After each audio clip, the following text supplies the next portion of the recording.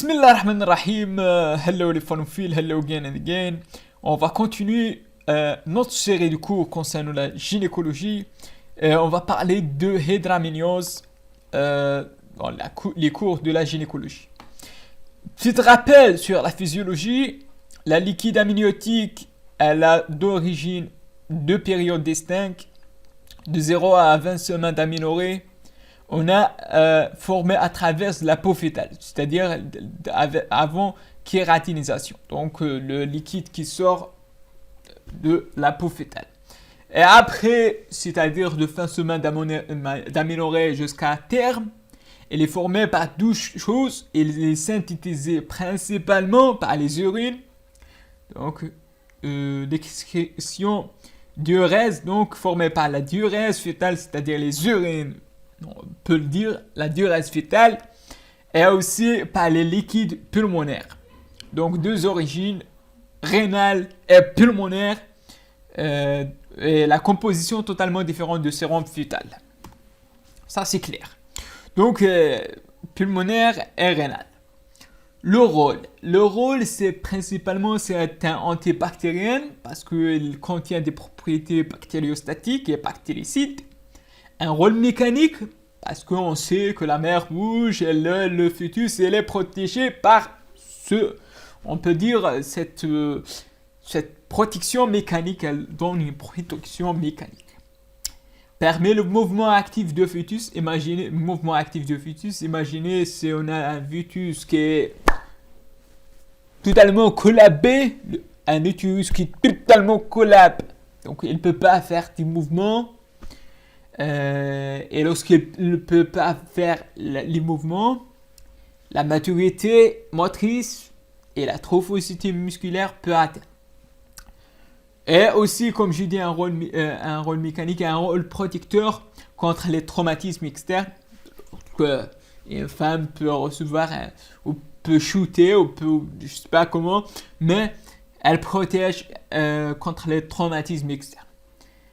Et rôle primordial dans le développement du poumon fœtal, comme je dis, parce que joue un rôle important les poumons. Le volume de liquide amniotique, donc, elle varie au cours, bien sûr, de 0 jusqu'à 20 semaines d'aménorrhée, et elle est en augmentation progressive, corrélée au poids fœtal. Donc, elle augmente. Et après, donc, de 22 à 39 semaines d'aménorrhée, le volume est quasi constant, avec un pic à l'entour de 32-33 semaines d'aménorrhée. On a un pic. On va avoir un pic de ce volume. Mais elle est quasi constant. Le volume moyen, c'est 500 cc, 500 millilitres. Mais elle varie de 300 jusqu'à 2000. C'est, on peut dire, normal. Témoigne de bien-être fœtal. C'est un témoin de bien-être fœtal. Pour la mesurer, on a deux techniques. Donc, la première technique que de Chamberlain mesure la profondeur de la plus grande citerne avec 4 grades. La plus grande citerne, donc on voit la plus grande citerne, on mesure la profondeur. C'est la première technique. Si on a la plus grande citerne inférieure à 1 cm, donc c'est un oligoaméniose. De 1 à 2 c'est marginal, 2 à 8 c'est de la normale. Supérieur à 8, c'est hydraméniose. Mais souvent, on n'utilise pas cette méthode. On utilise la méthode de Fallin que je vous parlais tout de suite. C'est-à-dire, on calcule un index appelé l'index de liquide amniotique. Index de liquide amniotique. Très, très important cette méthode. Cette technique semble être la meilleure avec 5 groupes et elle est la meilleure, parmi la meilleure. Donc, on a 5. C'est de l'index de liquide amniotique. Lorsqu'on a ce index inférieur à 5, c'est-à-dire de 0 à 5, on appelle ça oligoaméniose.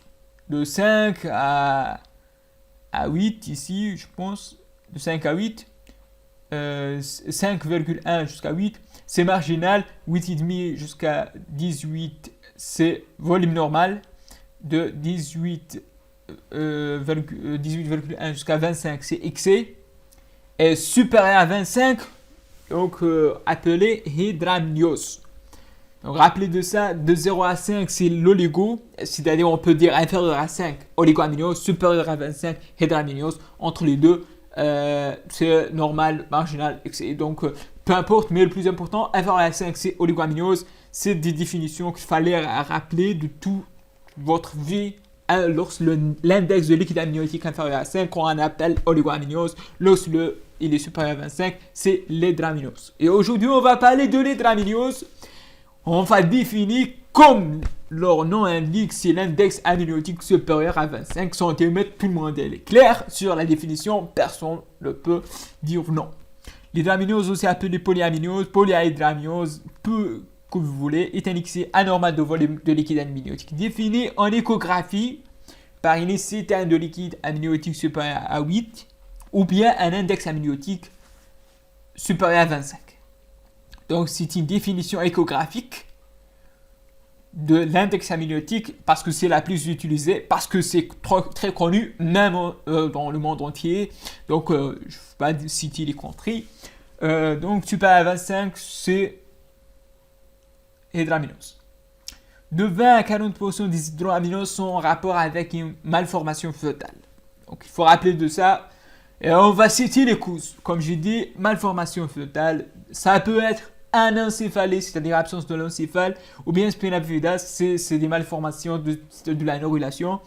La grossesse gémellaire, les GG, le petit enfant, deux enfants avec surtout donc avec un stomose vasculaire jumeau transfusé. Surtout chez la jumeau transfusé, donc on a deux jumeaux, un jumeau qui est mal nourri et un jumeau, l'autre, donc on a deux jumeaux, on a deux enfants. L'un donne sa sang pour l'autre. Donc le premier, il est amaigri, très petit, ractiné, ou je sais pas comment on le dirait. Et le deuxième, il est bouffé, il est gros, il est hyper, on peut dire hypervascularisé. Quand il y a donc quand il y a beaucoup d'irrigation, bien nourri, et on est hydraminose. On peut citer les infections congénitales, on va appeler des torches, infections de torches, donc des infections congénitales. Les anomalies de l'hémoglobine, telles que la thalassémie, transfusion fœto-maternelle. Autres causes maternelles sont bien sûr une femme diabétique, immunisation érythrocytaire. Et souvent on peut dire, dans 30% des cas, on ne retrouve rien. Rien de rien, oui. Donc, mais ça, principalement, donc pensez à les malformations, pensez à spina bifida, anencéphalie. N'oubliez pas le jumeau transfusé, les infections et même les pathologies, hématologies telles que thalassémie, transfusion fœto-maternelle. Et c'est la famille diabétique, ce nom on peut dire idiopathique. 4 devant l'hydraminose aiguë de deuxième trimestre, malformation fœtale et syndrome transfusé d'une grossesse gémellaire. Le traitement repose sur des évacuations amniotiques répétées, mais le pronostic reste mauvais. Le troisième trimestre, les causes sont à rechercher. Échographie pour étudier la morphologie, la motricité et la déglutition. Volumétrie, Doppler ombilical, aminosynthèse pour dosage de alpha-fetoprotéines, acétylcholinestérase, la bilirubine, la réalisation d'un karyotype.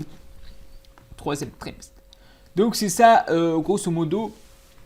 Mais il faut rappeler que l'hydraminose, il faut être prudent lorsque vous accouchez, parce que c'est vous ouvrir les membranes d'un coup et la tête qui est en bas, donc avec le liquide, boum, donc elle peut directement sortir, donc il faut faire l'attention.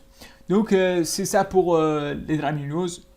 Il y a d'autres traitements, je pense, mais je n'ai pas cité ici. Donc, grosso modo, je vous remercie pour votre attention. À la prochaine, Inch'Allah, on va faire l'oligoaminose pour le prochain cours.